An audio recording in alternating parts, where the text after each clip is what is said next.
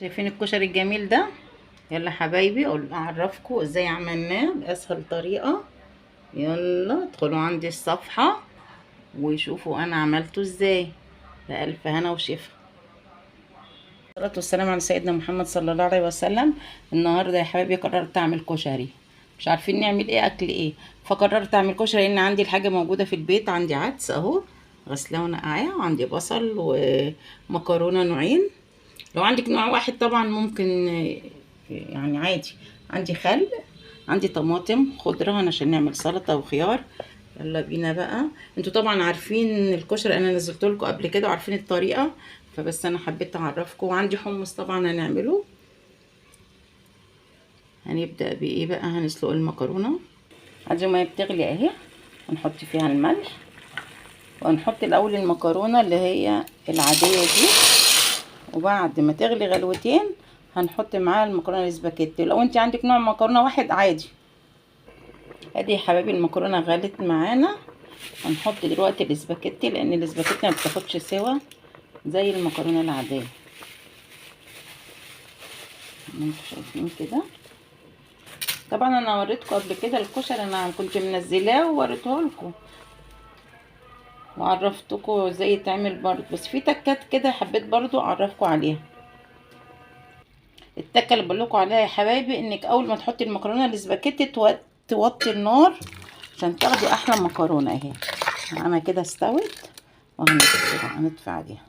معايا كمان البصل اللي هو الورد بتاع الكشري، في تكه برضو بعملها له. بنعمل ايه؟ بنحط معلقه نشا ومعلقه دقيق كده، ونقلب البصل كله، ونقلب البصل. وهنكون معانا حله اهي نحط فيها زيت طبعا. ادي يا حبايبي الحله نحط فيها كميه الزيت اللي احنا هنستعملها للكشري كله، للرز وللصلصه وللبصل ده. شايفين الكميه؟ حوالي كوبايه كبيره عشان هناخد منها للصلصه وهناخد منها للرز. وادي البصل بعد ما قلبناه. التكه اللي قلت لكم عليها اللي هي بنحط معلقه نشا ومعلقه دقيق بيمتص اي سوائل في البصل. فاول ما الزيت عندي يسخن هنحط فيه البصل. ادي يا حبايبي الزيت سخن زي ما انتم شايفين. هنحط البصل الورد بتاعنا. بعد ما نخليه كده دقيقتين يتشمع هنقلبه وهنسيبه بقى على نار هاديه. انا حله اهي نحط فيها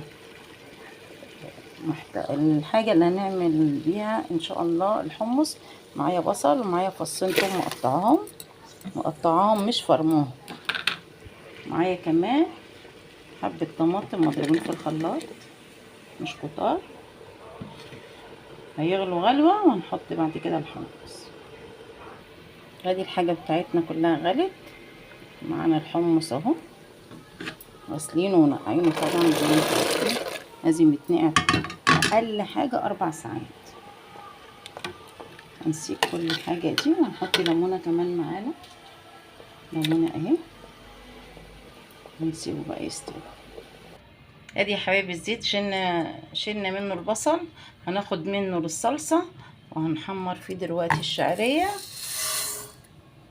وهنحط الرز والعدس. ادي يا حبايبي الشعريه اتحمرت قدامنا. هنحط كده العدس وهنقلب.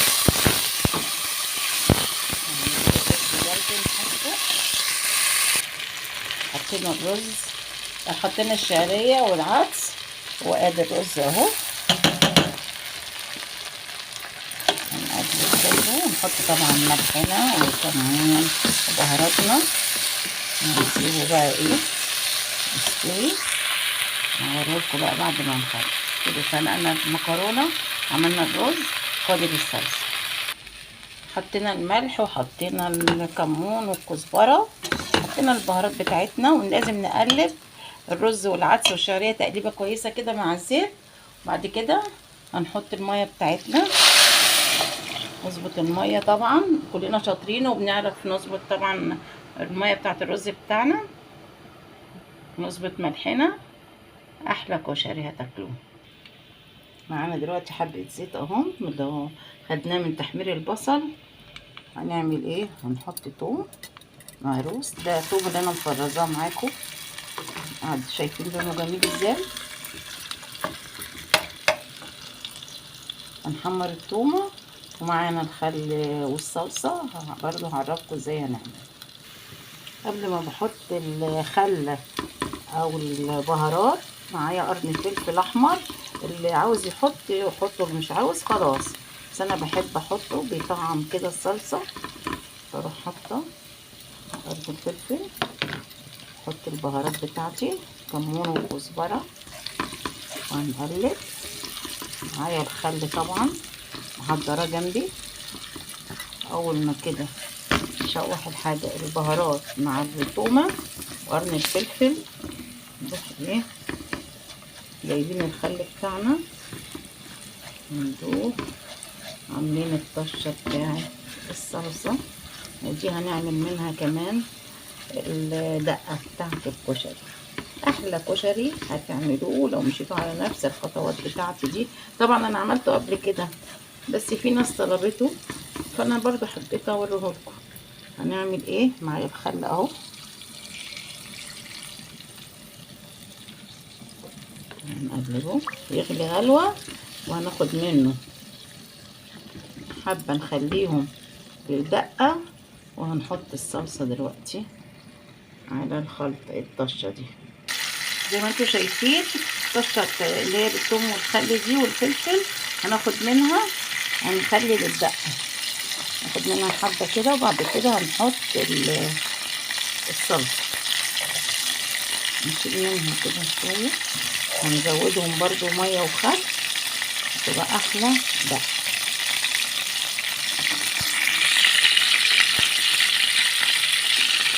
شيلنا الدقه، هننزل بقى ايه، ننزل بالطماطم بتاعتها.